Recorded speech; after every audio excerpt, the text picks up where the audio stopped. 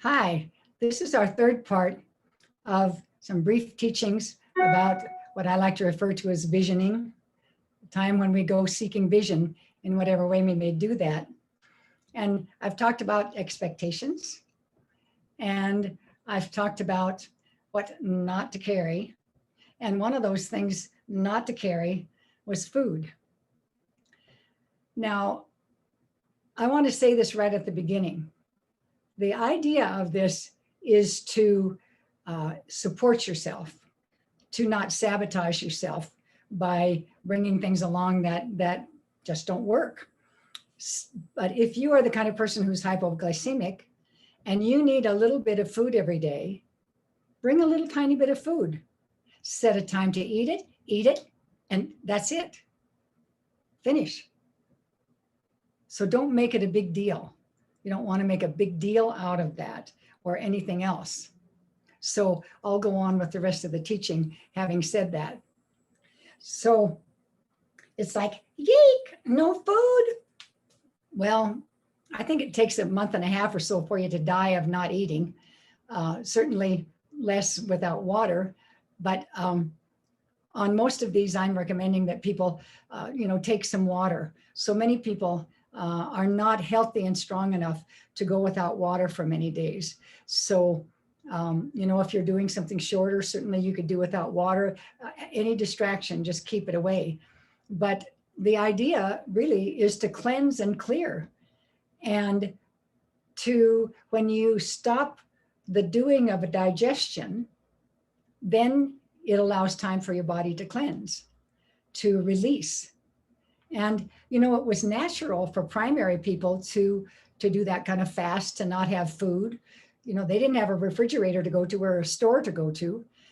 They might do a buffalo hunt and eat a lot of meat. Then they had to dry it and keep it and have little bits of it over time. Or they might find a bunch of wild berries and eat lots of them and then dry some and once again have a few for down the line. But there were some days when they maybe walked and didn't find anything to eat. There were times in the springtime when there was no food.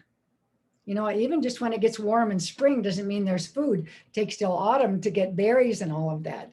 So what we know is that that's actually good for you, to have that open space with no food in your system. So get over the idea that it's going to harm you.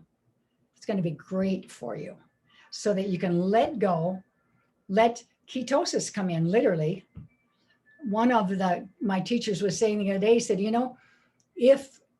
if you were designed so that if you skipped a meal, you start being, oh, I'm weak and I don't know if I can make it, and, skip a few meals even, that wouldn't work. So the body naturally goes into ketosis. It goes into using the fat reserves in your body and supports you, and you can feel good. You can feel just fine. Because in the old days, a hunter needed to feel good and vibrant and lively to go hunt or to go out and gather. So just get over the idea that skipping a meal or not having something for a while is a problem. Just let your stomach growl a little bit. Say, yes, that means that I am giving myself some space. So I want to tell you one thing, that some of the native people, when they had no food, would do what they called rock soup. They would just heat up water and rocks. And they wouldn't have maybe known exactly what we might know, but it was minerals. They were getting minerals from that water. So it's time to reset. Time to be willing to have no food. Not even hiding a little goodie. Just stop it.